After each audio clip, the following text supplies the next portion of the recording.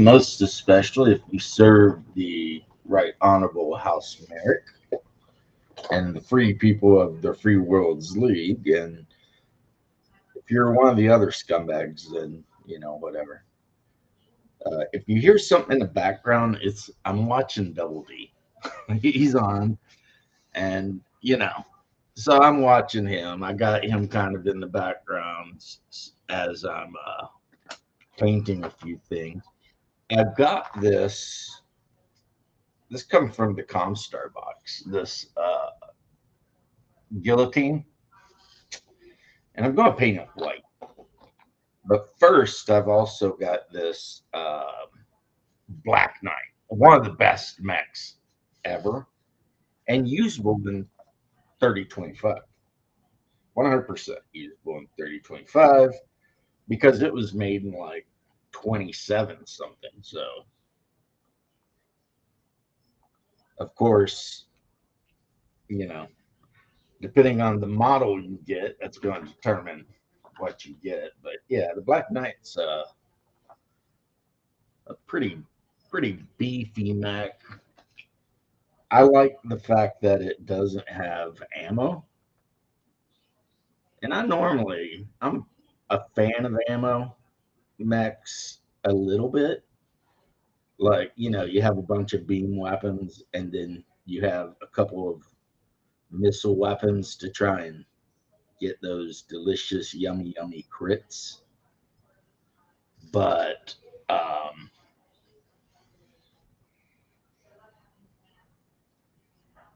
this guy packs enough firepower that you don't have to play tricks, man. You just get up on people and start eating them up. I am watching Double D. It's on the other stream. He's got Bloodworth on, OGG, he's got all kinds of people on. So yeah. But we got game tonight and I intended to do a thing and I can't wait all night to start the thing I planned to do. Plus, I was up all day working and all day yesterday working. I've been very busy. I've been watching him since he started, so you don't even. So, what I'm doing right now to this green mech is I'll just kind of show you what I'm just going in and I'm throwing the metallics on. It will be probably between 7 and 7:30, just like always. It's too bad that you're up where you are because Tracy is making a nacho freaking casserole thing, and it looks amazing. Of course, you can't eat nachos; you just immediately go right to the hospital. But still, why aren't you joining? Are you cooking dinner? It is about time for you to be cooking dinner, isn't it? Let me kick my hair back. Yeah. Yeah, you guys are back into town and you got to figure out what your next move is after that. Whether you're going to try to go back to the dungeon you found in the middle of the desert or do some other thing. I mean,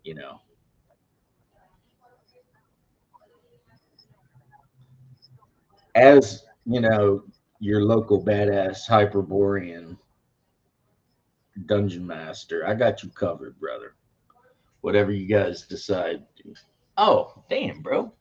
It didn't even pop up. Yeah, I got you covered. So I ain't even worried about it. Whatever you guys decide to do, it's all good. See, I'm ready to play, fool. Yeah, I see that you got your Conan shirt on. What time's the game tonight? 7 or 7:30, I guess. All right, I'll stay on for a little bit. Then I need to take a nap. And then we'll probably play until 10, 10:30, 11. It depends. If I see people like the guys who work, 10 hours a day out in the Florida sun start dropping off, then obviously I'm going to. Yeah, me and Double D, I don't think for the most part we have the same fan group. No, I don't think. Well, So, I know a lot of the guys who Double D has on, oh yeah. like you. Well, I mean, yeah. Who doesn't love Bloodworth? I mean, Bloodworth is one of the best. He is.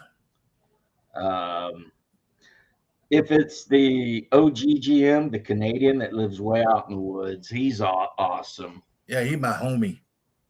If it's the Angry Gamer, then he not. And I'm not talking about. The Holy Diver. I know. Yeah, the other guy that lives in California, that guy hates my guts. The OG, no. The OGGM. Yeah, I think. Yeah, he fuck that guy. I have a serious question for you.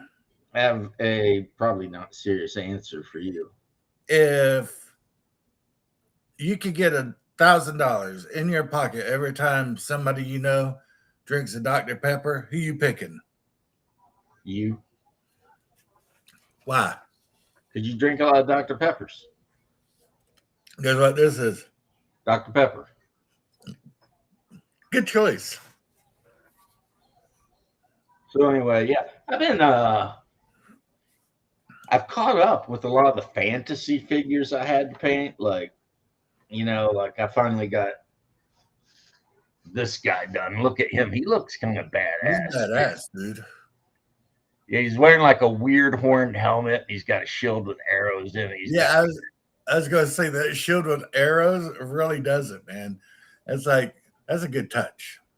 So yeah, a lot of the fantasy figures I've been working on are done. So what I've decided to do is start working on some Eltec figures. Nice. And I've got this guillotine here. I don't know if you remember the guillotine, but it was like a Star League mech. It had like a large laser and some medium lasers and whatever. I caught your show. Mech, I caught your this guy I primered 6 months ago at least, maybe a year, and he's still tacky. Jeez, a little sticky. I caught your live stream yesterday when I woke up from my nap. Oh, did you? Yeah, and it's like all the BattleTech videos you've been doing lately making me thinking about downloading my MechWarrior game. Yeah, Raven's been commenting on them too. Yeah, I heard that he was talking a little bit of shit. No, he really wasn't talking any shit. My response, he corrected me on something, and he's probably right. And then he corrected me on another thing, saying they did a second printing of Time of War, and it fixed some bullshit, blah, blah, blah, right? But the problem is the video he put that comment on, it may not have. So I won't, directly say he's just wrong, because he might be right. But I had, hold on. Okay, see what Double D's doing. I had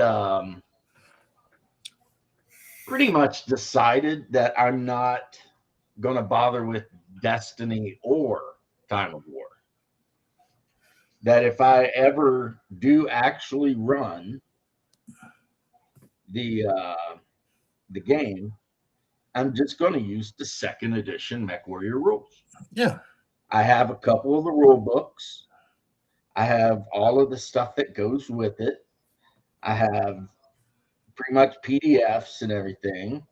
So, it's like, while I like Destiny, and I do like Destiny, and I don't want to talk bad about it, at the end of the day, though, I mean, I'll just go with the game I know. And that's what I was going to say. Go with what you're familiar with. That way, And you and everybody else will have fun without having to worry about a bunch of rules, because everybody should know it. I mean, I remember most of it. And if that's what you like, play what you like, man. right. And And then for combats, what I'll do is if it's a smaller combat, I'll use classic BattleTech rules. And if it's a bigger combat, I'll use Alpha Strike rules just to make it quicker, you know? just to do what you do, homie. Well, I mean, I'm thinking if I do this, you're going to play, right? Yeah, I'm gonna. Even if I have to move your mech around on the table for you and you have Yeah, to well, look you at roll it. my dice for me now. Speaking about rolling my dice for me, can you Yeah. roll my dice for me? Tracy was murdering you, wasn't she? And you Every, wonder what the wild thing is, right? she gets good rolls. No. Well, yeah, she did. She was using this. Yeah, still, She was actually using a dice tower. So it's not like, I want you to roll my dice for me. okay, I'll just dump them down the dice tower myself. See, Tracy uses her bad rolls for me. No, because then she when gets she the rolls good. for you, I tell her, Tracy, roll that 20 for Haas. Yeah, And she and drops it down the die tower and it comes out a 6. and then she drops her die down the die tower and it comes out like a 19 or 20. She's using her bad karma on my dice rolls. Well, and then getting her good karma rolls. And that's not working for me. So I don't know. Like you everybody use was your missing bad quite a karma bit last on the game. enemy's dice rolls, and then you use your good karma on my dice rolls. And that's the way I like it. But seriously though, everyone was kind of missing a lot last game. Like even when you guys only needed to roll like a 12. Yeah. There were a lot of misses. You need a 12 to make this saving throw. The serpent men were freaking getting a lot of hits. Yeah. It's crazy. I got a good saving throw, and I just can't make it. Well, your saving throw at this point is 15, and depending on what it is, +2, right? Yeah. So yeah, 13. You should be. That shouldn't be that big of a deal. But then again, I mean, it's more than 50-50. Yep. So there's no guarantee.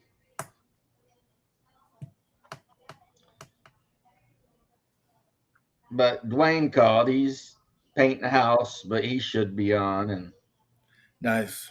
Everyone else is looking forward. So yeah, BRC's going to be there because he's there anytime there's any type of game. Hey, we're playing checkers. I'll be there in a little bit. Well, I mean, he I'm not his ass off all week too. So no, I'm not dissing him. Gaming is gaming. Right. I didn't think you were dissing him. I'm just saying that dude works his ass off in the hot sun. Yeah, like that one all week. So if he wants to game, I'm like, yeah. Bro. Like that one dude who does like Instagram videos. Game is game. What you drinking? Black coffee? Cherry. Cherry or cherry wine? Mm-mm. Black cherry Monster. You ever drink a Monster just to flex on a heart attack having homie? Yeah. Yeah, I know you do. So does Corn Dog and young Master Gregory. Those bastard Gregory's always drinking. Hey, you want a sip of my Red Bull? Yeah, I do, you bastard. It's not one Red Bull that caused you to have a massive coronary. It was like the 12-pack that you're drinking every single day while chugging down chorizo burritos. Corn Dog's like, yo, they got this new monster zero sugar monster flavor. You want to taste it? I'm like, I hate you right now. I'm just saying, you got to put that stuff into perspective. Yeah. And when I drove down to Florida with Mom, I did have one of the small cans of Red Bull. Yeah. Zero sugar. And I was fine. But that was the first one I had in like 5 years. Brosive, everything in moderation. Yeah.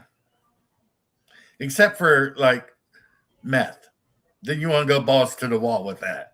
I'm even cutting my dosages down on clonazepam. I I cut my opiate dosages down. Yeah, because the clonazepam is basically kind of like Valium. Clonazepam is a Xanax that is less detrimental.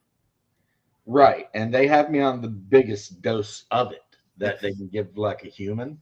Yeah, one of our brothers is allergic to Xanax.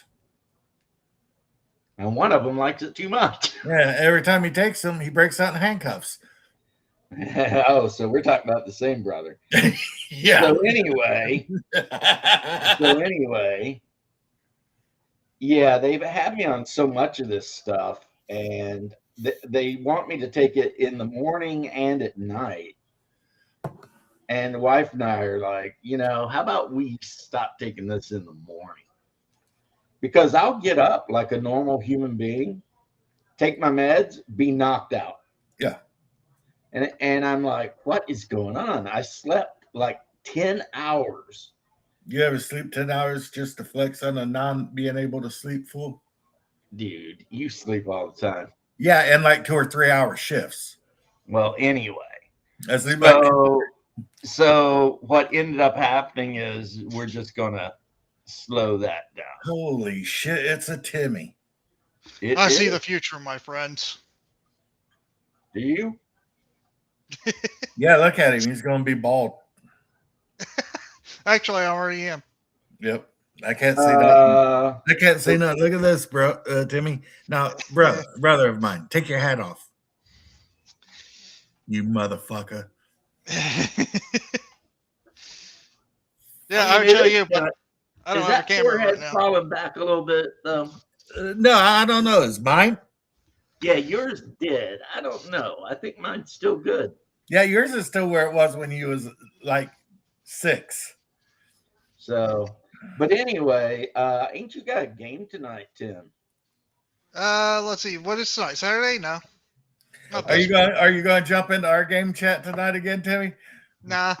Listen at me yell at the players and cuss at them. You That motherfucker. was all in game, though. I wasn't doing that out of game. So, You do that out of game too. Yeah, but that particular time. I just didn't want to bother you. It's just like, you're playing your game. Yeah, I appreciate that. I mean, like if you thought that you could sit there and listen and be quiet, I wouldn't care. But if you think you're going to end up piping up, then it's like, just don't do it because I would have probably been quiet, but it's just like, best just to just leave it alone right now. I don't know if he wants me sitting here. Well, I just told you you're loud, but it's not fun listening to other people game. So I rarely do. Some people seem to like it. Yeah, there's a lot of people watching live play games on frickin', those critters. I guarantee you half of the people watching Critical Role are just watching to see Marissa freaking whatever talk about her tits.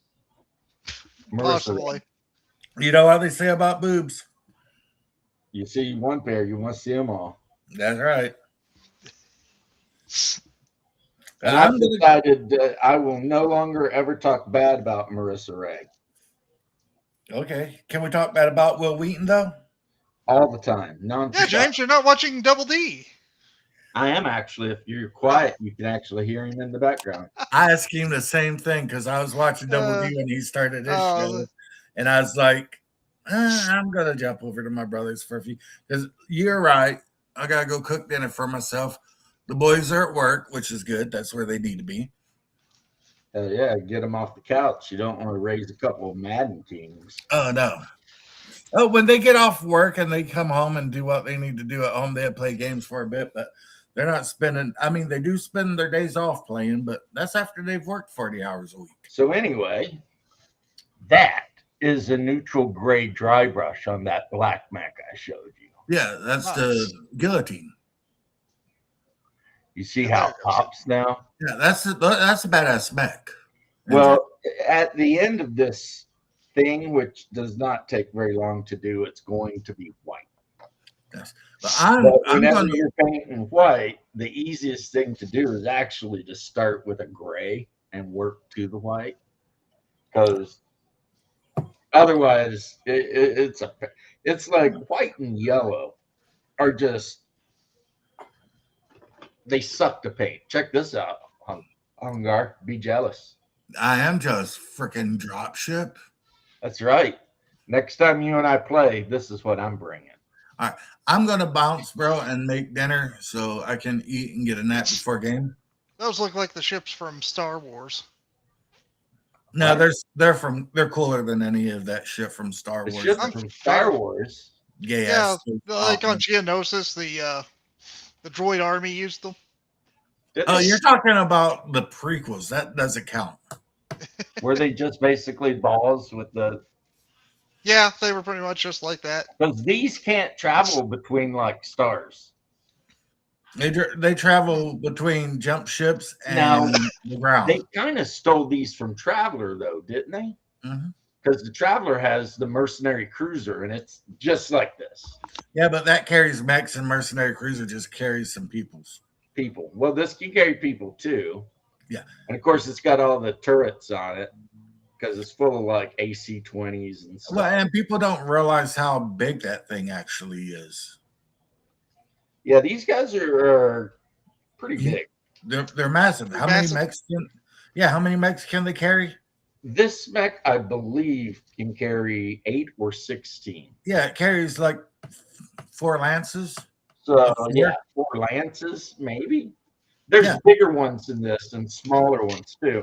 But the thing is, Tim, if you ever play the BattleTech game, like the computer game, these are drop ships. So they actually have to go up into orbit, and then a boom will come out and attach them to a bay on a jump ship, and then the jump ship will take them to the other destination. But yeah, other than going to the planet and up from the planet, that's about all they're going to do. And when they're on the planet, they can unleash hell.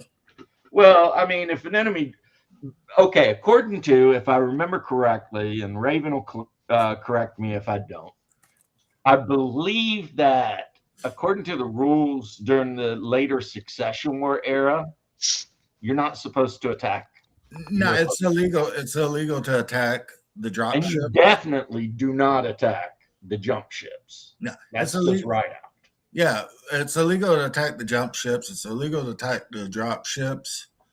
Yeah, because the technology to make them is gone. Is gone. So they're like, look, we're going to make this convention, the Ares convention, and we're going to say that stop attacking jump ships, you assholes. I think the clan broke that rule, but I don't worry about that since I don't play the clan.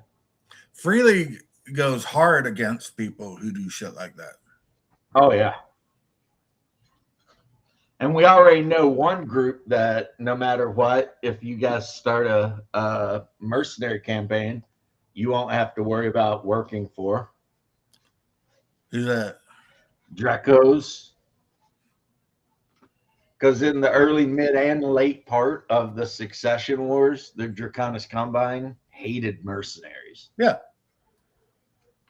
So the last thing you wanted was to ever get involved with them, and they weren't. I'm going to kick it up a notch, and when we play Mech Warrior BattleTech, I'm going to pick a lesser clan. No, you're not. Yeah, I'm going to pick the clan that the cat girls live on because I love cat girls. Oh, you mean you're going to pick okay. Lesser house. I mean, not clan. Like, you're not doing that clan shit. Yeah, fuck clanners. That's what I think too. Fuck clanners. Right in their stupid, born out of a freaking giant glass tube, eugenicist, fucking slave holding asses. The only thing I like about clan is the Thummoner. All the Thummoner is a freaking Mo Beta Thunderbolt. Yeah, but I like the way they say Thummoner. What game was that? It was the Is first that Clan the game. Jade Falcon game or the? But Kodiak base, Kodiak. That was cool. Yeah, that was good. But yeah, the Summoner and the Thor are basically just Thunderbolts Hmm. that they effed around with and gave better technology. Yeah.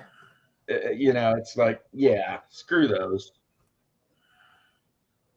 And then Like you were saying the other day, I don't like the newer technology with the double heat sinks and stuff like that because part of the game is controlling the heat. I mean, Yeah. there's ways to get around it. Like if you play a Marauder, just make sure you play the Merrick one. Or make sure you're waist deep in water and your heat sinks are in your legs. Right? But no, see, you play the Jenner and you use your SRMs and two lasers at two, you fire two lasers, SRMs, and then just the SRMs on one laser, and then two lasers at SRMs, and then SRMs in one laser. And you cycle those fools. Cycle weapons, right? Yeah. Yeah. All right, well, I love you, brother. Okay. Timmy, you my homie. I will be in. Call me to make sure I'm awake. All right. I will. Thank you. Bye. Bye. But so I am painting a figure I have had for literally God knows how long and never painted it. And it came out back when this guy came out back when Warhammer Fantasy was still a thing. And he was supposed to be like the reincarnation of Sigmar or some shit like that. And supposedly the hammer he's swinging is Sigmar's hammer. Now, if you don't know anything about Warhammer, then none of that will make any damn sense. And you'll be like, Yeah. "What?" I know But a little bit of Warhammer lore, but not much. yeah, Sigmar's the barbarian guy that the dwarves gave a hammer, and then they decide to make him a god. Oh, And and you're this talking guy about was fantasy, supposed which I to know be even less about. yeah, this guy is supposed to be the reincarnation of that guy. Because every now and then they would release these like campaigns, and then they would release like certain miniatures that were specifically, for that era, that time, whatever, right? And this is one of them. But it's one of the few Games Workshop things that I'm actually keeping. Because I mean, at the end of the day, he just looks like a badass with a big hammer. Actually, I'm kind of doubting that I'll get rid of most of my fantasy stuff. Just on the off chance that our game group plays Warhammer Fantasy Roleplay again. You know what I mean? Yeah. Now I'm getting rid of all the fourth edition Warhammer stuff, but I'm keeping all the second edition stuff. So, and in my opinion, the second edition stuff was the superior edition anyway. So, all right. Now, James, talking about one of my games, Bloodsworth told us a little bit what's going to happen with this Tuesday game. One that he's, I think in August or something like that, he's switching it over to Castles and Crusades. Well, he runs Castles and Crusades. I don't know if he has Castles and Crusades going on right now. That's the thing. No, I don't know if he he's does got it. a game going now, but he likes to run Castles and Crusades. Yeah, right now he's doing the Dragon Slayer game Tuesdays, and I'm in that. One thing is, he allowed me to join his Castles and Crusades group since I'm in the same game. I'm now in that group. And the one thing is, I'm going to be playing an arcane thief. Huh. Interesting. Yeah, when I first heard it, I thought it was going to be more like an arcane trickster kind of thief kind of character, but Yeah. no, you steal spells, Ah. Yeah, there's a lot of like which is a lot cooler. In Hyperborea, under the thief class, there's one thief class that's like a thief mixed with a mage, and there's another thief class that's like a thief mixed with a cleric.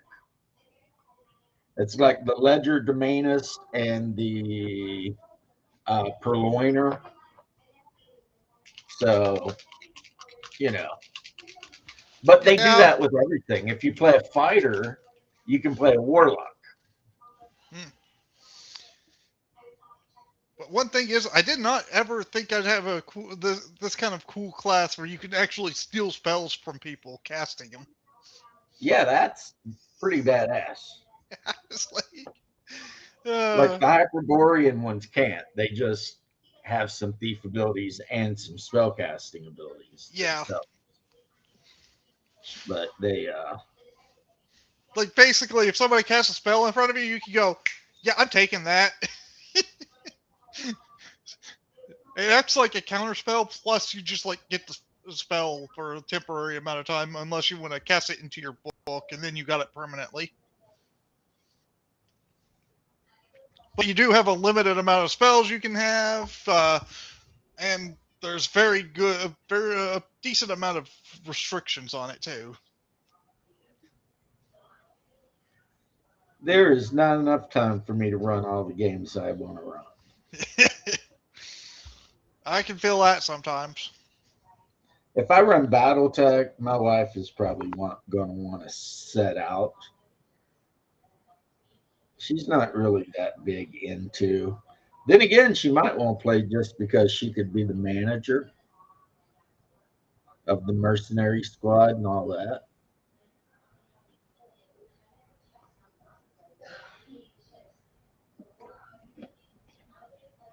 It becomes a spreadsheet simulator for her. Basically.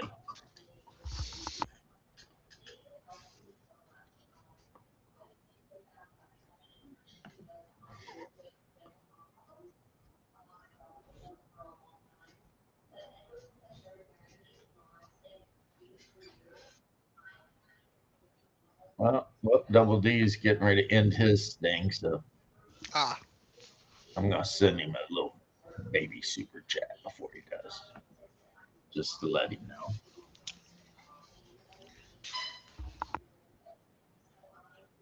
But yeah, Bloodworth is good as gold, man.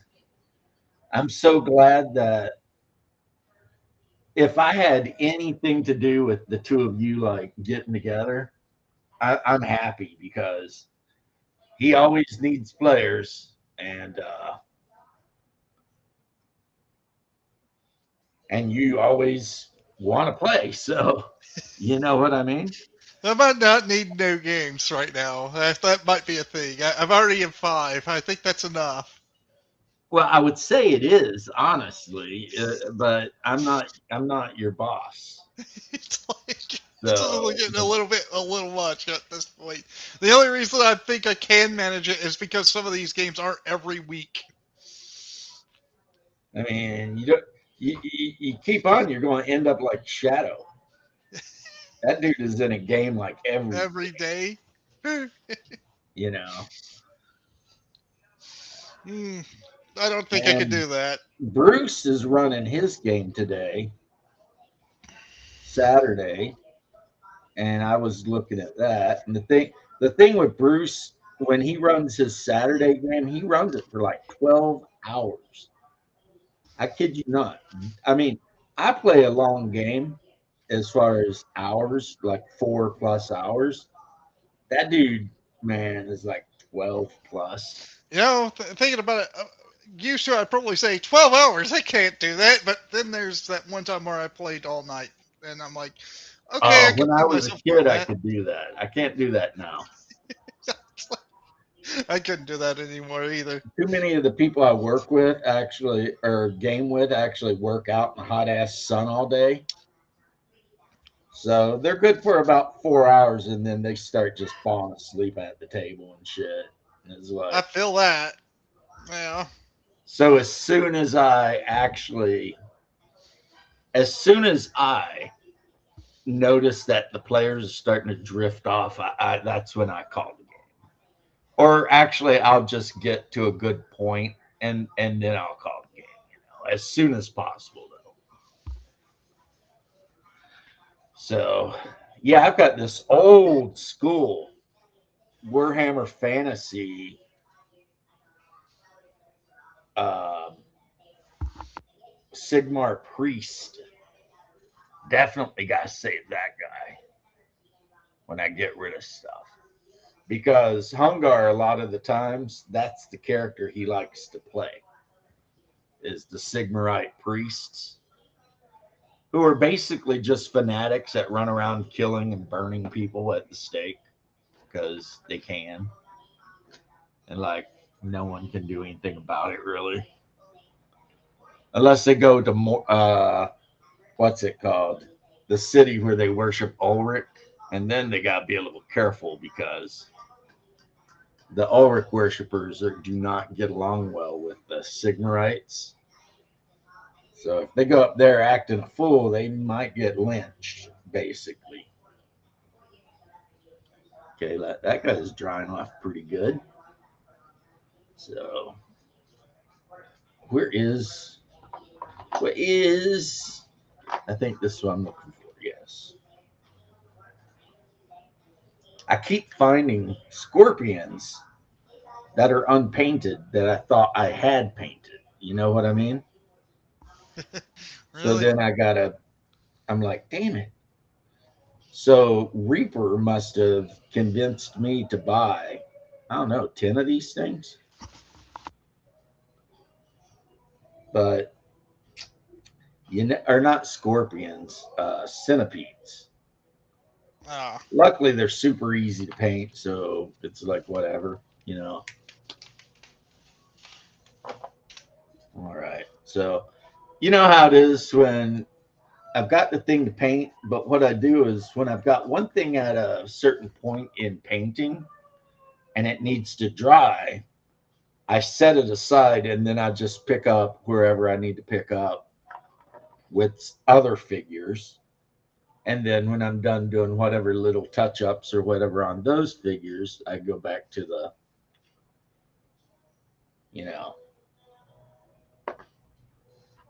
actual figure I'm trying to paint, which is a guillotine, a Star League era mech, but found somewhat rarely in later eras. You're like, I have no idea what any of that means, but it's okay, bro. It's okay. The thing with BattleTech is like the old school BattleTech lore is so deep and it goes like for like thousands of years. You know what I mean? Yeah. If you follow it all. So it's kind of like at some point in like 20 something, so in the future, but not very far, they discovered how to do jump technology. And from that, humanity just ran amok. That would be a cool symbol to put on a mercenary company for a mech group. Yeah. Just the red and the scorpion tail. Call your mercenary group like the Sons of Cain or some shit. But then pretty much everything was wonderful and everybody was settling planets and having a good time and dancing and and then as humans are wont to do, somebody decided, it'd be cool, let's just start nuking the shit out of each other. And Now then here's they start something. just doing that. What if Cain and Tiberium was in the BattleTech universe? Kane would probably be the leader of a relatively powerful periphery state or possibly a powerful mercenary company. Yeah. But he wouldn't be a threat to like one of the great houses. They'd smack the shit out of him the second he tried anything. Well, that's just it. He wouldn't go directly out to war with them. Yeah, but you have to remember in the game you're talking about, Kane had basically a couple of continents to worry about. Yeah. If he tried to go to war with the Draconis Combine, that's hundreds of planets. And the second you start effing up, the director of the Combine is going to come after your ass with like everything. And that's just really not a winnable situation for Kane. So what Kane could do is take his really loyal guys, right? Get some mechs, either steal them or whatever, and then head out to the periphery, which is a part of the galaxy that the inner house, the great houses don't bother with much, and set up his own damn kingdom. And then possibly, if he got enough power, he could start raiding, and you know what I mean? And maybe Yeah. eventually make a pain in the ass out of himself. But the problem with that is, depending on who he's raiding and how much he's raiding them, eventually he's going to get on somebody's radar. And then, you know, if it's like House Davian or whatever, they're going to hire a shit ton of mercenaries or something to just go out and try to root him out. And how would you think the tech would work in the Oh, in well, that universe? biotech technology is way higher than the Command Kane and Conquer. stuff. Yeah. Fair. What's he got? Like that double-barreled tank? No, it's they had energy weapons and a whole bunch of other stuff. Right, but I mean, they didn't have 20-meter tall mechs that could level city blocks. Yeah, but the Tiberium would be a great source of energy for them, and Yeah. then they'd have their laser weaponry added to the mechs too. Mechs have laser weaponry, multiple types. The main big one is the particle projector, which uses basically energy to project particles at extreme speeds. So when those particles hit you, they basically detonate. I'm gonna guess that the whole Tiberium throwers wouldn't really be very useful because everybody's in mechs. I don't know if they use much infantry. They do, and in later eras, a lot of the infantry is power armored. So they would still be probably immune to the Tiberium. And they can jump around, because they got jump jets built into the suits, so they can literally jump like a 300-meter jump. And a lot of them carry, missile launchers and all kinds of shit like that. That's later on, though. In the era I play, usually infantry are just wearing flak jackets. Okay, well, the Tiberium throwers would actually be very useful. Now, especially if they ignore cover or anything like that. Oh, they would. They'd be brutal. Because the whole point of infantry in this game is to hide them in cover somewhere. Yeah. And then because, I mean, mathematically, the point of the battle is to control regions of the board. I mean, just think of a mech spewing out like tons of Tiberium on infantry. Right. And if you can control regions of the board, then I mean you're going to basically have an easier time winning the game. And infantry are really good at controlling regions of the board, but only if there's cover for the infantry to hide in. Because if the infantry, as in real life, stands out in the middle of a field, they will get cooked. And the problem a lot of people have when they make their lances up and stuff is they don't take any mechs that can deal with infantry. and then a company of infantry hiding in a relatively like a concrete building, that becomes a monumental pain in the rectum because you can't get rid of it. You know what I mean? It's like you shoot at it and you might kill one or two of these guys out of the 100 that are in there. And if you get within range, they're going to start peppering your ass with, laser weapons and field guns and whatever. So that's why I always try to take like a fire starter mech because it is loaded for bear. That Joker has flamethrowers and machine guns. And a lot of people are like, I think he's got some medium lasers too, right? So it may not seem like the best mech for killing other mechs. It's not meant for that. It's meant for infantry. Yeah, but you let a bunch of infantry hole up in a building and that thing run in there and just start spraying it with fire and machine guns, and they just drop. That'd be probably one of Kane's favorite mechs. It is a good mech. There's a couple of light mechs that people back in the day kind of said were garbage mechs, but it was because back in the day everyone played mech on mech battles, and rarely were people playing combined arms. When you start playing combined arms, all of a sudden the mechs you think suck don't suck. All of a sudden that machine gun that's on your mech, and you're like, why is this mech got a machine gun on it? Well, now it does. It has a reason. That's useless. A bunch of people. And then it turns out if you face infantry, that machine gun is a lifesaver, And then flamers just eat vehicles up. I mean, just yum, yum, yum, yum, yum. You run up on a vehicle with some flamers and just cook that bitch. Because otherwise, you're going to have a harder problem. Everything does something, And Battletech, okay, I know a little bit about what Kane had just from playing the first game, right? Yeah. I don't remember if I played Tiberian Sun or not. I want to say I did, but I don't remember. I got it. I've tried to play it. It's a little bit harder. And I'm pretty sure I did play the one where the Russians come back in time.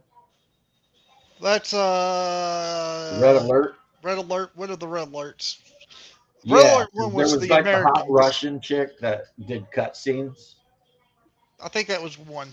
But the Russians that go back in time, that was Einstein. He went back in time, killed Hitler, and then caused the Russians to become all powerful. Right.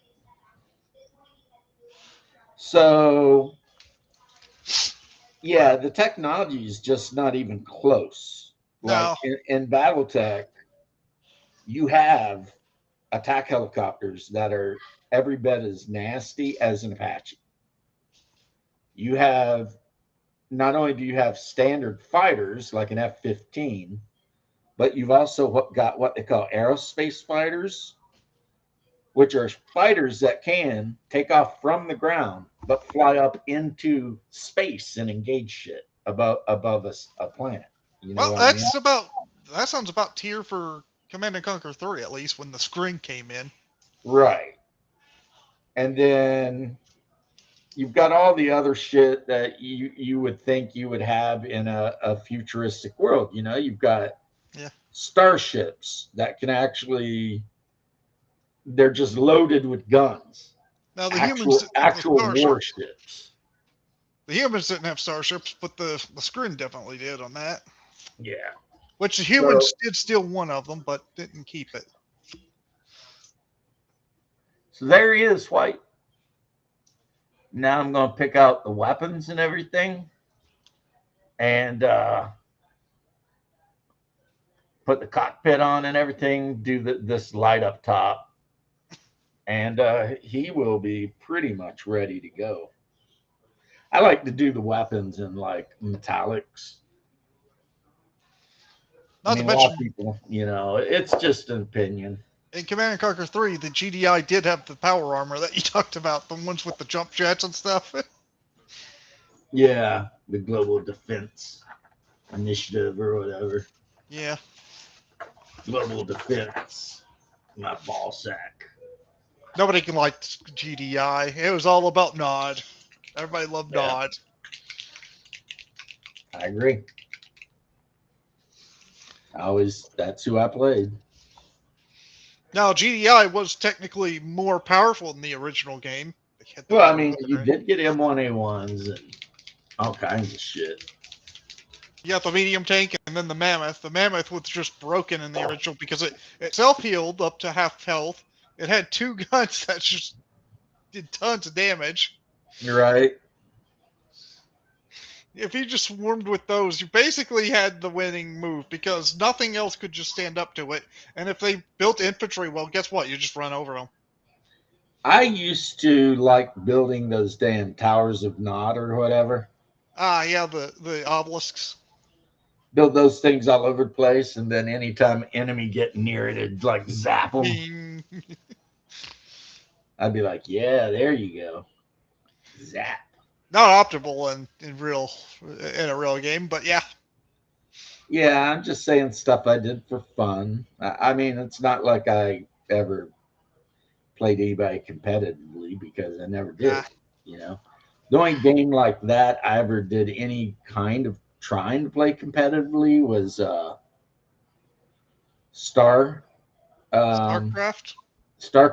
and yeah, I got my ass handed to me like nonstop. So it's like, okay. Yeah, because everybody knows how to play it except when you get into it, and then it's just like you're just basic people who already know the game. Right. I mean, you get into the game. I'm playing the Terrans, and I log into the game, and I'm playing against some dude from Korea, and literally they're swarming my base within like a minute of the game start, and it just goes downhill from there, you know. Yeah, the only one that I actually played online, I guess you could say, RTS wise, was actually Supreme Commander. I never played that. And I'm not even bitching about the guy who beat my ass. I mean, hats off. I mean, the dude knew what he was doing, and he beat my ass. Now, the game that I was good online, and I would either beat the shit out of people or just make them quit, was Age of Empires 2. I never could get into that one. I did not like that style of RTS. I see in Age of Empires 2, you had one of the battle types is like you had a king and a castle. And if your king got killed, you instantly lost. Yeah. And I played that scenario a lot, and I would just wreck people, mainly because I played the Teutonic Knights. So when you're playing that scenario, all you have to do is hang on for dear life until you unlock the Teutonic Knights. At which point, it doesn't matter what your enemy does; he's done because they were that OP.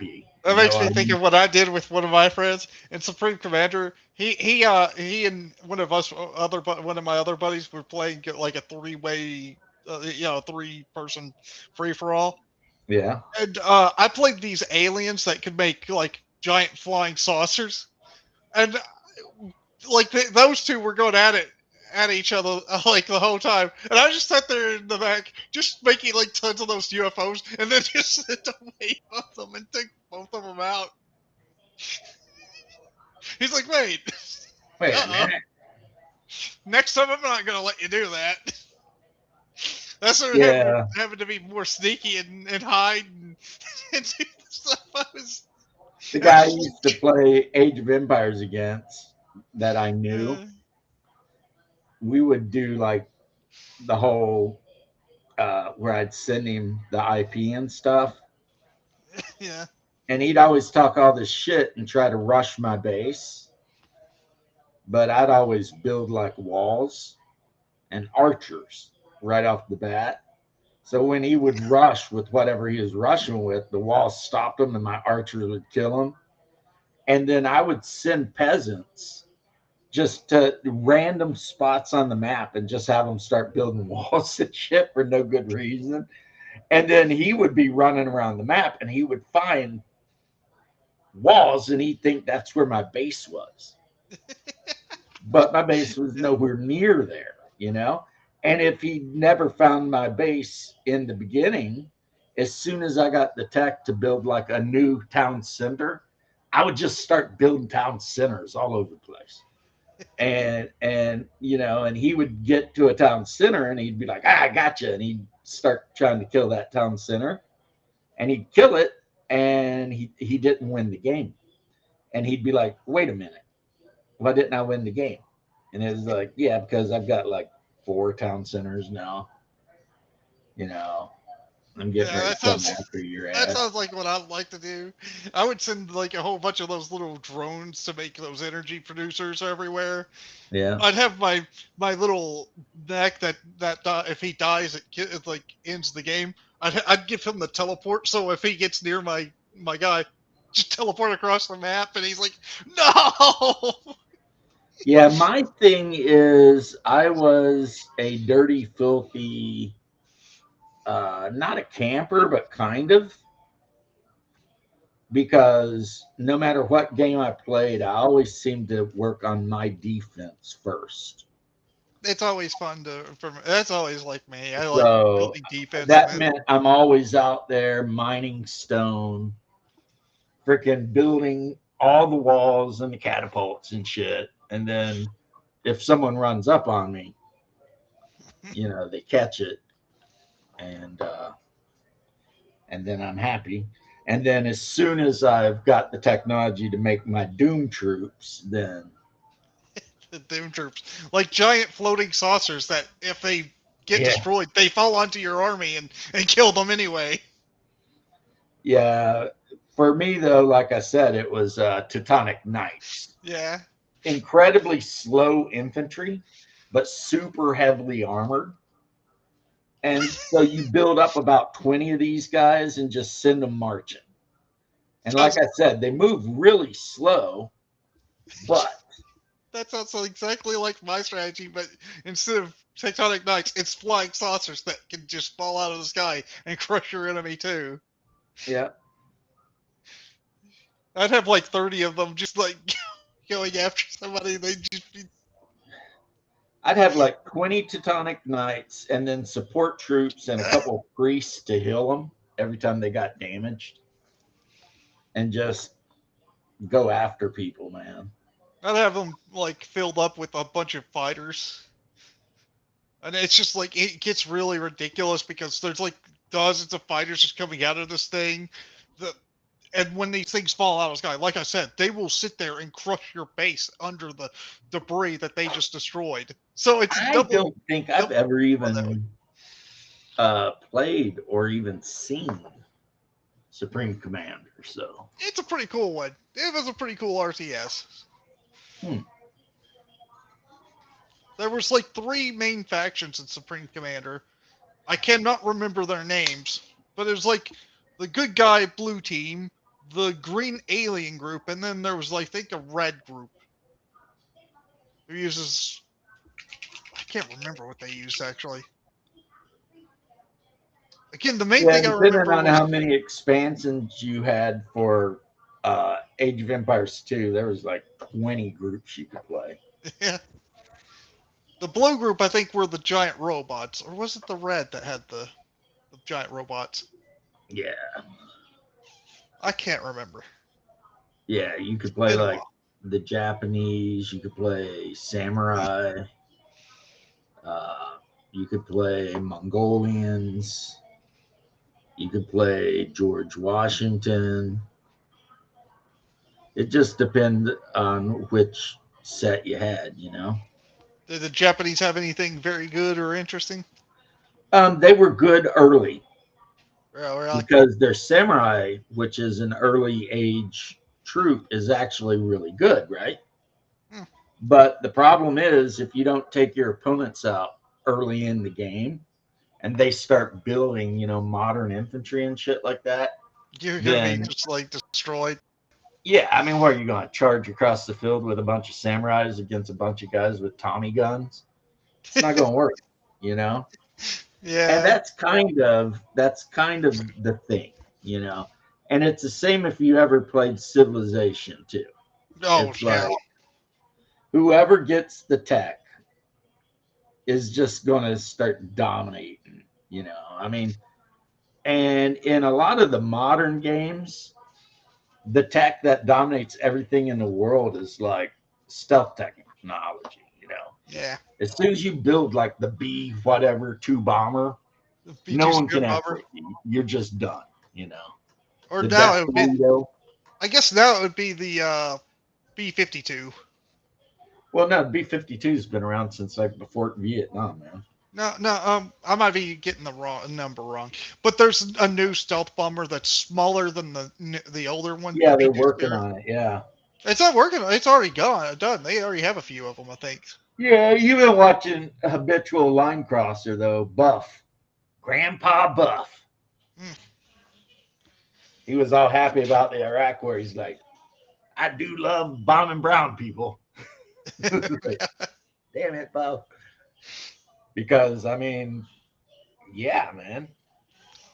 I don't know if B-52s were used in Korea, but I know they used the shit out of them in like every other war after it, like Vietnam and everything. Yeah. They were just tearing I shit got the up. number wrong. That's what it was. Well, and you've got the F-47 coming out. Yeah. I have no idea what that's going to be. Who knows? We'll see, I guess. How about the new Trump class battleship? What? Trump wants to make a new battleship. Yeah. He wants the first one to be called the Defiant. The Defiant. Yep. What are we playing? Star Trek over here? I guess. USS Defiant.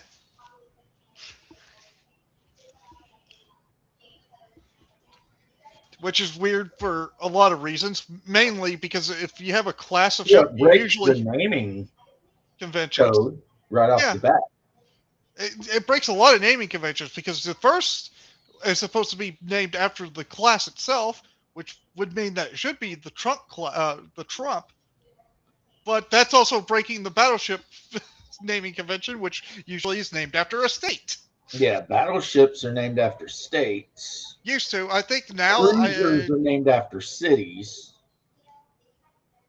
And then I don't know if there's rules for like, well, carriers are named after presidents now. Yeah, carriers would be normally named after presidents. But it wasn't always that way because Because of the Yorktown and you used to have the Yorktown, the Lexington, the And Kitty Midway. Hawk. So yeah, I don't know what the rules on carriers was. They just did what they wanted. yeah. Didn't they also switch out the naming convention for the submarines to be called after states now? Boomers, I believe, are named after states, but attack subs are named after cities. Okay. But I'm not 100% sure. I know that one of the big boomers we have is Ohio class, Yeah. but it's called the USS Virginia. And then there's a Los Angeles submarine, and it's the Los Angeles class, and it's the USS, I don't know, I think they named it after an admiral or something. I mean, anytime you get into like how different navies name their ships, it gets pretty weird, man. Yeah, true. Of all of the military branches, the Navy has the most traditions. Maybe the Marines are close, but the Marines are damn near practically the Navy anyway. So, you know, they may not like to admit it, but I mean, if you look at their ID, it says Department of Navy. So, yeah, you're in the Navy, bro. It's okay though. Navies are still the most one of the most awesome groups in the military. Who, the Marines? Yeah. Yeah, they're pretty badass. I mean, they start off by just beating an entire country with only 14 men and a few mercenaries. Yeah. Oh yeah, the Marines got a long and distinguished badass history. I'm not making fun of. Well, okay, I'm not promising I won't make fun of Marines though, because it's part of my job to make fun of Marines. But at this particular point, I'm not trying to dog Marines. They do their thing and they're good at their thing. It's just, and who knows the way that people were talking about landing Marines on some island somewhere, all kind of shit they're talking about. So, but as a soldier, yeah, it's kind of my job to make fun of Marines.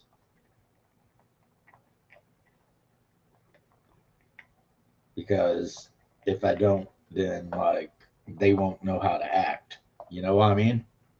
Yeah, It's like tradition, I get it. There's a couple things we do. We make fun of Marines and we call them stupid.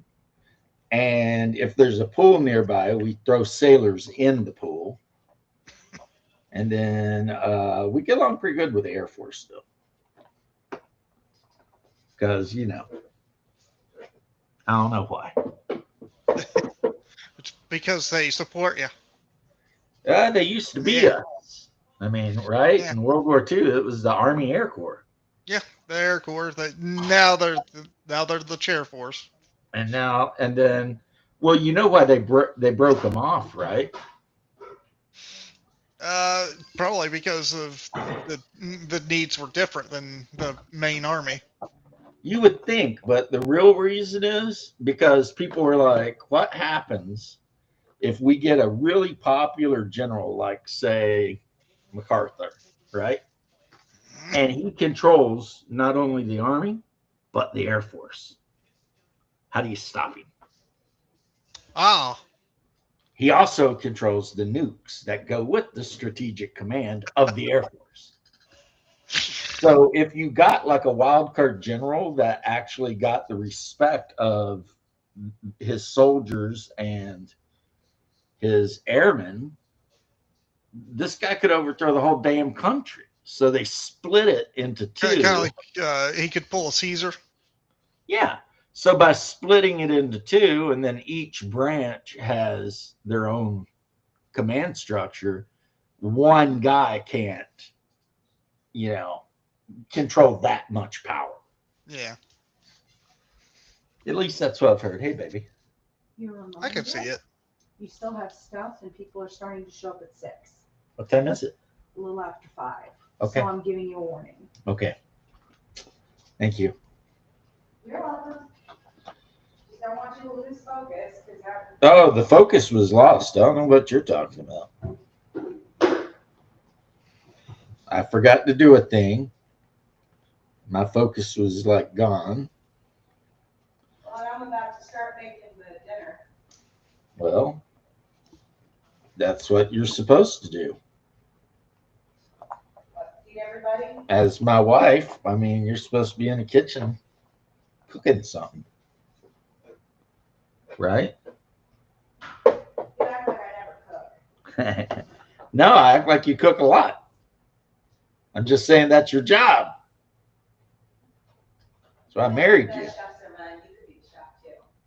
But I was the chef. I cooked you breakfast this morning. You did. It was wonderful. Thank you, my love. You see how she is, how quick she forgets. I didn't forget. I'm just saying. You may go, oh, you could be in the kitchen. I'm like, No, I said you should be in the kitchen because you're a woman. yeah. All right? I was trying to be sexist and misogynistic, and you did. I know, and You ruined it. I'm sorry. All of my sexism just didn't matter. Nope. So I'm going to sit over here and just mope. James, you should have said, "Go make me a sandwich, woman." She might have, actually. No, I've got some leftover chicken stuff in the fridge, but And if you say make me a sandwich, I'm canceling dinner. You're going to have it for dinner is better than a sandwich. yeah. If you cancel dinner, then I know of a bunch of players that are going to be very, very upset Oh, yeah. That's true. if they show up and I'm eating a sandwich and there's no nacho casserole, they're going to be like, we were promised nacho casserole. She's making Dorito casserole, which is basically just nachos In a casserole. in a casserole. So we saw it on, we were watching TV and we saw it on like somebody's cooking show. And we were both like, that could be really good. Well, there's one thing I'm planning on making again. Nacho casserole. No, French toast. That is such a weird segue. What? Is Haas saying he doesn't want that? That's Tim, and he's out of the blue just mentioned he's going to make French toast again. And I was just like, that is such a weird kind of. Meanwhile, I'm like, Haas loves nachos. He loves them, but they put him in the hospital every time he eats them. I know, which is why I was making these stuff. Yeah, when I told him what we were having, he's like, you ever eat nachos to flex on a guy who can't eat nachos? And I was like, yep, All the time. all the time. He's like, you bastard. Well, you ever drink an energy drink to flex on a guy who can't? He's like, well, I mean, it wasn't that you couldn't drink energy drinks. It was that you're drinking a 12-pack a day of them and not eating healthy, not exercising, eating nothing but chorizo and egg burritos and, 6 to 12 freaking Red Bulls a day. And, if Ever you do drink that a- long enough, do you know what happens, Timmy? No. You have a massive coronary. Oof. Then you end up in a hospital while they're doing like a quadruple bypass on you because your Hey. body is literally like, yeah, I'm dying now. I'm That's glad I how never. all my brother's stuff started. Ask him, he'll tell you. It's not a secret. I'm glad I never He got was into an the energy over-the-road drinks. truck driver, which meant he sat on his ass a lot. He drank a lot of sugary drinks. He drank a lot of energy drinks, and he ate a lot of truck stop food. And That the sounds combination bad. of those things just about put him in the grave. Well, James, I got a question for you. Have you ever stunted on a guy by drinking beer in front of him when he can't drink beer? Yeah, Sounds like you would do that. I will. But, actually, there's really nothing beyond my reach as far as things I can eat. I can eat anything. There are things I don't want to eat, but I can eat just about anything. I do have to watch my sugar levels, but I've had that under control for so long that it's like, Yeah, I did get a lot of good news recently in the at the doctor's. well, that's my- good, man. My liver's actually doing better than it was. It's actually fine. Oh, why were you worried about your liver? Yeah, they said I was kind of starting to develop a fatty liver or something like that. Dude, yeah, they told me that I was developing fatty liver for like 10 years in a row. And then I went and got blood work done 2 weeks ago, and they're like, yeah, it looks great. Everything looks great. I was like, what? They're like, well, your blood sugar was a little high. And I'm like, yeah, what was it? He told me, and then the doctor's like, were you fasting? And I was like, no, I ate like a big bowl of ramen noodles. He's like, then never mind. Everything's great. He's like, because one, my blood sugar wasn't so high that anyone would care anyway. It was just a little higher than it should be if I'd been fasting. But I'll be honest with you, I never fast. Me I neither. know I'm supposed to. I never do. I'm just bad like that. I'm just not a good person when it comes to that because they'll tell me you need to fast and go take this test. And I'll be like, fine. And I'll wake up first thing in the morning and eat like some eggs and toast and shit. And then after I'm done eating, I'll be like, oh shit. You're like, oh crap, I wasn't supposed to do that. I wasn't supposed to do that. I was supposed to be fasting, but I woke up and I was hungry, and I was like, well, and that's basically what happens. It's just I forget. If it wasn't for my family, I'd probably do that too. Oh yeah, yeah. And my wife keeps an eye on me to make sure that I'm taking the meds when I'm supposed to and all that. But like I was saying earlier to my brother, we're cutting back on some of the meds just because I don't think I need as much clonazepam as they think I need. And clonazepam is basically like Xanax or Valium. Yeah, which means it's bad for your liver. And also, I wake up first thing in the morning feeling good, and then I take my meds, and then it knocks my ass out. And then my wife's like, "You've been sleeping like 20 hours." I'm like, "Yeah, I don't know why. I mean, That's one thing just I so like. tired all the time." I don't usually get prescribed that much medicine. Actually, right now, just like vitamin B12, that's it.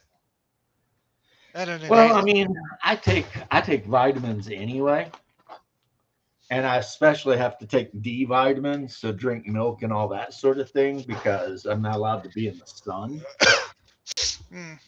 for too long, like no more than 15 minutes. And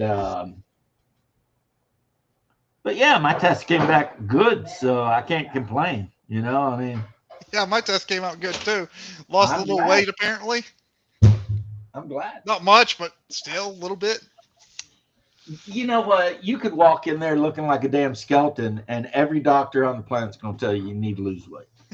Yeah, I know. My dad's Right? like that too. It's He's like, no matter how much could be all weight muscle. you lose. It's like that could be all muscle. They'll still tell you you're overweight. Yeah, it's like I don't know what chart they're using for their BMI or whatever. It's But one that makes now, no when my sense. doctor told me I need to lose weight, though, he wasn't lying. I was a big fat ass.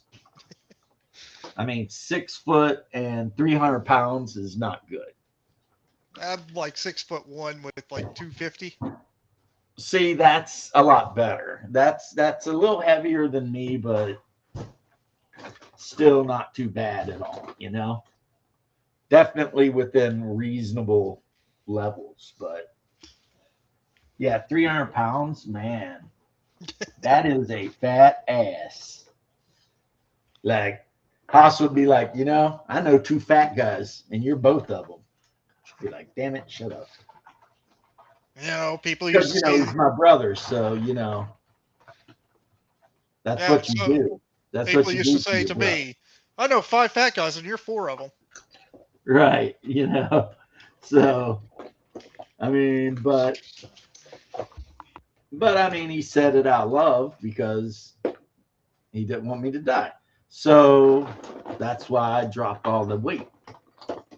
Because, and I'll tell you what, I gained some back because I got down almost 200 pounds, which means I dropped 100 pounds almost. And now I've gained back, I don't know, like 25, 30.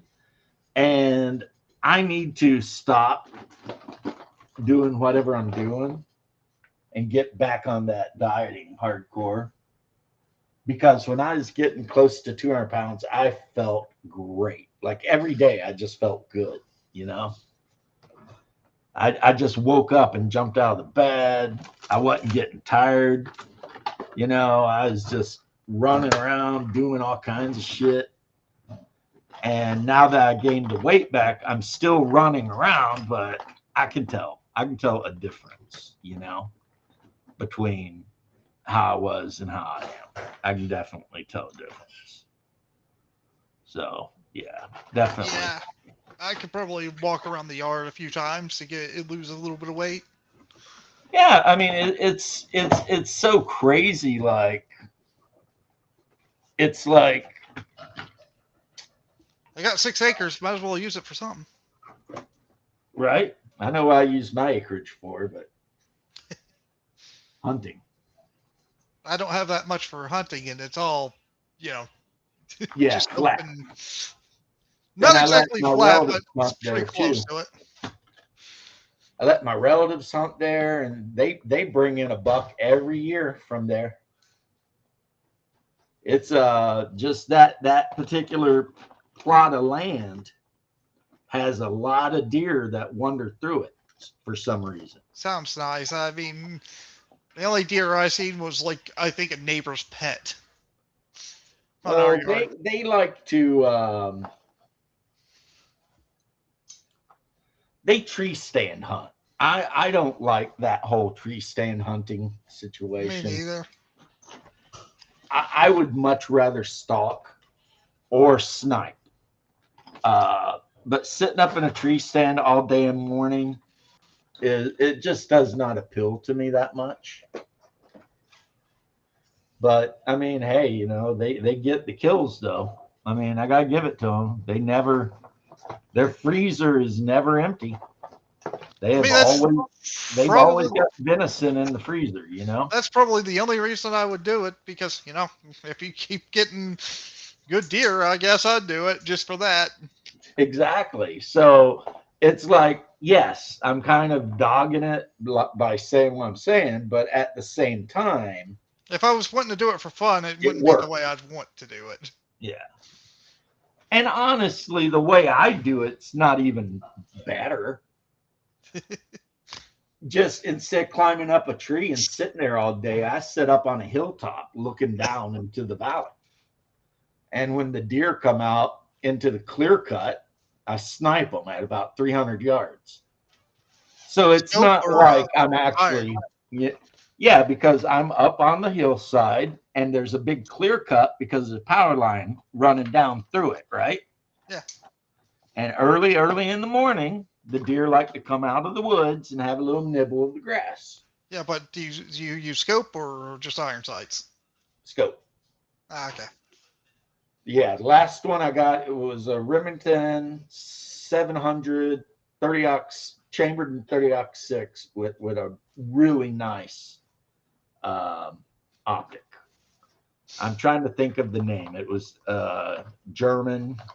What's it? Leopold? Leopold? Yeah, Yeah, I've heard of those. yeah. So, I mean, it came out. It looked around. I let it get good and out in the middle of the whole thing. There were deer all over the damn place. I'd probably just have to use the Mauser K98. Oh, dude, I have taken deers out with a K98. I had one I bought for $150 at the flea market back when you could buy a rifle at the flea market. Yeah. And this was a real one too. Yeah, find This some real one. No, I mean, when I say a real one, I mean like a real one. Like a World War II era one. Like, yeah, it had like the eagle and the little, you know, crookedy thing on it. And I mean, Fair. this was a real deal freaking Mauser. Mine's a Chinese. It's an old Chinese one. Right. So I ended up getting rid of it. And then the last K98 that I had that I gave to my pops was made in Serbia. It was what's that Serbian weapons? Zastava. It's a Stava, yeah. So it was a very old Serb Zastava K98. Because I guess after World War II, the Serbs were like, well, we've got all this K98, you know, all the stuff to make K98. So Might as well make it. let's make them. And I don't know, they might still be making them. They probably are. I wouldn't be A lot surprised. of people talk shit about Zastava, and those people I think are mostly stupid. They're snobs. That's all it is. Because like the Zastava Impact 40 AK, it's not actually an AK, but I'm calling it an AK because it looks like an AK, functions like an AK. It's basically an AK, right? It's a Compared Zastava. to most stamped metal AKs, that thing is a Cadillac. The negative is you can't use any other parts on it Can't use because other AK parts, huh? you can't use any other parts on it because the freaking stamped metal they make the receiver out of is like twice as thick as the stamped metal anyone else would use. which means that the Serbian's Zastava is actually more accurate than other AKs because there's way less flex. Play When you less fire it. tolerances. Oh, that's probably why they don't like it then. Because the one thing that they talk about is the loose tolerances and how it can do like go through anything. The Stavas will probably be less, No, they're resistant just to a as lot of accurate. stuff. It's just when you pull the No. trigger, the whole receiver doesn't flop around like a dead fish. Okay. You know, Okay. which is, Never which mind is why a lot of people get this thing in their head, AK guys, that they need a actual milled receiver, No. and they don't seem to understand that the milled receiver. The only reason milled receivers exist is because the Soviets couldn't train their workers how to freaking weld the rails onto the stamped receivers well enough. So they'd make 100 OKs and 90 of them would get kicked back from quality control, right? So they decided, well, since our workers are too dumb to get the rails right, we'll just mill them out of a block of iron. And that's super easy. You just put the block of iron in the mill and hit go, and it does its thing. And then It does you its attach own the rest of thing. the AK to that, right? Yeah. But as soon as they got a labor force that could actually get the tolerance right, they dumped that freaking milled receiver. Yeah, not milled. Stamped. They started stamping this receiver. And they went back to the stamped. And the big reason for it is this: milled receivers over time have a tendency to crack. Yeah. It is what it is. They'll crack. But a stamped receiver, because of the flex in them and shit, I mean, that thing's good. Just don't worry about it, right? So, I mean, if you want just the milled receiver for like the collectability of it, I say go for it. But as far as the functionality of the rifle, A stamped receiver, it's better. Get a stamped receiver one, it's way better. Well, the one I have is AK-74N from Bulgaria, and it's a stamped receiver. You know, it's 30 round magazines. I actually use Circle 10 and Circle 20. Although, James, talking about guns, here's the cool thing. Kentucky is actually thinking about passing a law that allows them to sell old, like surplus machine guns to the populace. Yeah, I think West Virginia was talking about that too. Yeah. They're talking about letting people buy machine guns. Yeah. I mean, honestly, as somebody who's actually been in a firefight and shit like this, hey, what's up, Mobius? How you doing, friend? Yeah, hey, Mobius. The argument against machine guns is, oh, it's much deadlier and they'll kill way more people. And it started back in the 20s and 30s because of the bootleggers, right? Yeah. But the fact that the Tommy gun could fire really fast isn't what made it deadly. Yeah. I mean, the thing is when you fire a weapon like that on full auto, your chances of hitting anything downrange drop dramatically. Drops drastically. Right. I mean, the whole idea of a fully automatic rifle is suppression. Suppressive fire. Right. You want to suppress the enemy so that somebody can run around and get on them, right? Yep. And so, like I was a 60 gunner. My job wasn't necessarily to kill anybody. My job was to suppress them so that my buddies could kill them, right? And a lot of my buddies still had the M16 that had the 3-round burst. They didn't even have full auto on those M16s, the A1 or A2. Yeah. Because there was no reason to it. Yeah. And I'll tell you what, the 3-round burst, you put that thing on target and hit the trigger, and 3 rounds go off center mass on somebody, they are done. But if you just start spraying, I mean, we learned this in Vietnam. Like in Vietnam, for every casualty that was caused, like over 1,000 rounds were expended. I'm doing great. I'm getting ready to, I just finished painting this bad boy. Let's see if I can focus it in. I decided to go with white on this guy, mainly because it had really thick panel lines. So I It does look figured. pretty good with white. I like it actually. Also, I have to do the base, but this is originally a Star League mech, and Star League mechs tend to be white a lot of times. But yeah, like in Vietnam, for every casualty caused to the enemy, they expended like 1,000 rounds of ammo. Yep. And so it was like, yeah, we need to figure something out over here. That also why they decided to go to the smaller ammo. It was because you could carry more. Yep. It Now, wasn't James, that 5.56 is better than 7.62, but you can Yep. carry a shitload more you can 5.56. yeah. Now, So James, yeah. guess what they're planning on selling too? Oh gosh, Maxims. No, M16s or There's Condor. AR-15. Hello, Condor Hey, DM. How are you? Uh, I saw you earlier or whatever on the other stream. You showed up just in time for me to get ready to have to go. Yeah. I've got my Hyperborea game tonight, which, if you don't know, is basically a better version of AD&D. But anyway, what are they trying to sell, Tim? M16 AR-15 variants, the SAW squad assault weapon. God, I hate the saw. I trained with the I know. saw. I hate that thing. And MP5s. Ooh, MP5s, man. That is a cooler one. Although I'd probably rather have the fully the true P90 over the Civi version. Yeah, I'm because willing you're to a have. weed. P90s suck. I don't think Would they I suck. be up for an interview with you? You would just have to let me know when, and if I'm not doing anything, which is most of the time, I wouldn't mind.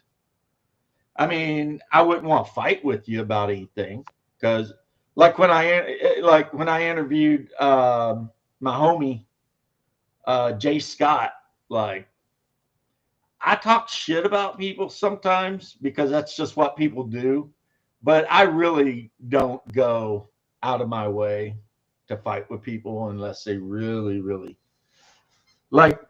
I'll be honest, man. I don't know. I mean, I think you blocked me a while back, so I don't think you. I don't ever see your stuff in my comments anymore, and I used to all the time. When your symbol was like the skull and crossbones, dude, it was like every day. And I would watch your videos, and then you vanished. But well, like I said, I'll come on and at some point just let me know. I don't know what you want to talk to me about. I mean, right now when it comes to role playing games, I'm running. Yeah, I can totally look, man. I am super forgiving of anyone all the time. Tim could tell you, anybody could tell you. People trash talk me, I trash talk them, but at the end of the day, I don't dislike anyone. So, and I try to keep it that way, you know. As a matter of fact, Condor, if I say stuff that actually does hurt your feelings, tell me that and I'll stop, you know, because I am ex-army and I will talk shit, but if it really bothers you, I won't, because I'm not on here to like actually hurt real people's feelings about stuff. Unless you were ex-Marine, then I'll call you a crayon eating retard. But I think you're up in Canada, so I don't think you're a crayon eating retard.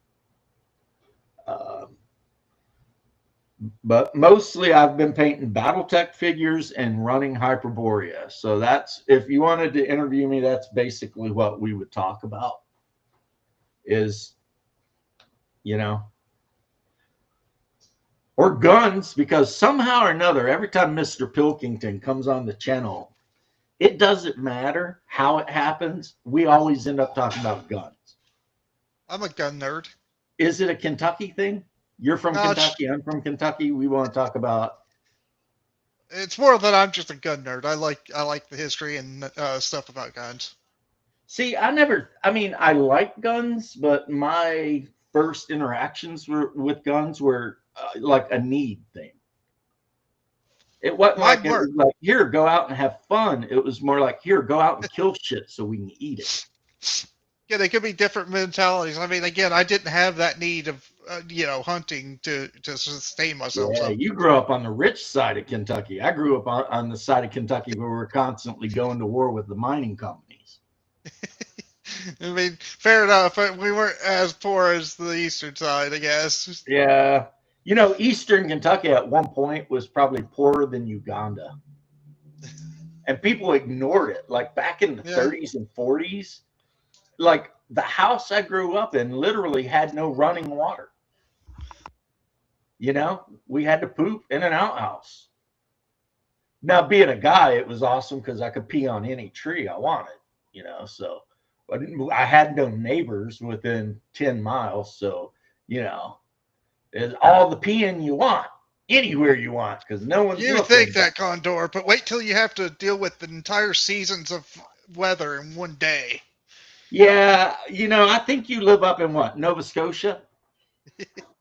And I've heard really good things about the northeastern seaboard of Canada, you know, Labrador and all that. It all sounds beautiful. I've seen like there's a TV show on American TV where there's people up there who are building houses in Nova Scotia and Labrador and Newfie, you know, the Newfoundland and all that. But Tim is not wrong. Kentucky, you will see every season in one day. You'll wake up, it'll be freezing. Then it'll get hot, then it'll rain, and then at night it might snow. And it'll just do that. And if you live up in the mountains where I live, which is near to Virginia and all that, I mean, God's rock garden. There's times I've been driving down like State Road 27 and saw a big limestone boulder the size of a car just sitting on the road, because it rolled down the mountain and landed on the road. So, I mean, it's a lottery there. If you're really, really unlucky, you could catch that. You know, you could be minding your business, driving down the road, and giant rock just fall on you. You know, it happens. Trailer Park Boys. I remember those guys. I liked Bubbles. I always thought Bubbles was the best. I didn't like the really dumb one, and I did like the dark-haired one that always had like his rum and coke or whatever he had. I thought he was cool too. I'd have hung out with him. But for Canadian TV shows, the last one I watched, besides Red Green occasionally, was Shoresy. Because, I don't know, I like Shoresy. It is a good show. Way better than Letterkenny, in my opinion. A much better show. But yeah, man, if you're willing to squash the beef and have a chat about gaming, I am freaking ecstatic to hear it. 100% down. I know you and I are kind of very similar as far as political leanings and things like that. So, because I remember a long, long time ago, you used to talk to me all the time on my channel. But again, that's a long, long time ago. You know, you would always, I think you were one of the first guys to ever even subscribe to my channel. And I'm not sure what we had a falling out about.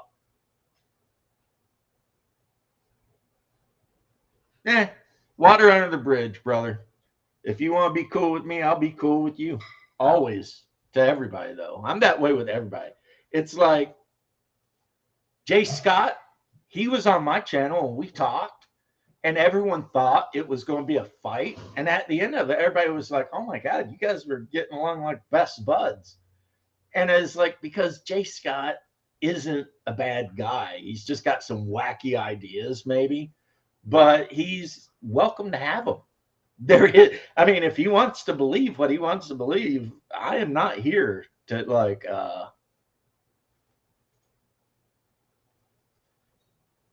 well, I think most of the time you are cool. And sometimes I've said things about you that I actually regret a couple of times. As a person who's been divorced twice, I probably shouldn't make fun of anyone else for going through anything. because I mean, hell, it's happened to me. Of course, I'm glad because I married a couple of redheaded huas, and I'm way better off without them. But yeah, don't marry a redheaded Latina ever. That shit will not work out. And I'm ending the stream, but yeah, just hit me up at any point, and I will chat with you about games. I know you're a second edition AD&D guy, right? Thank you. That means a lot to me. I mean, I don't like being hated, except by myself. I hate myself more than anyone else does, I think. But that's my own issues. But yeah, if I remember, you like second edition AD&D, so I can talk about it, but I never played it. I was always first edition till death, Except I did let my brother bring in the dwarf book that had the Battle Rager because he really wanted to. Okay, I'm on Discord too. Somehow I've got 2 accounts. So we'll hook something up, man. It'll be good. It'll be good. And the next time I'm streaming, which I stream Monday in the evening, guaranteed. If you're on and you want to jump in, I mean, usually the link is in the There's a thing. game I also want to try out, Pendragon. Pendragon, I don't know about new versions of Pendragon, but like the older Pendragon was badass. It was good. It sounds like it. That's fun. But it plays way different than D&D because everything works in like seasons, and you know what I mean? Like there's a season you got to get your peasants planting, and the season when you go to war and battle people. And then there's a season where you might do tournaments and suck up to the king or whatever. Yep. I mean, it really does go out of its way to capture the whole feudal legend. England. Yeah, Arthur and that whole night. It's a great game. It's a great game. I like Pendragon quite a bit.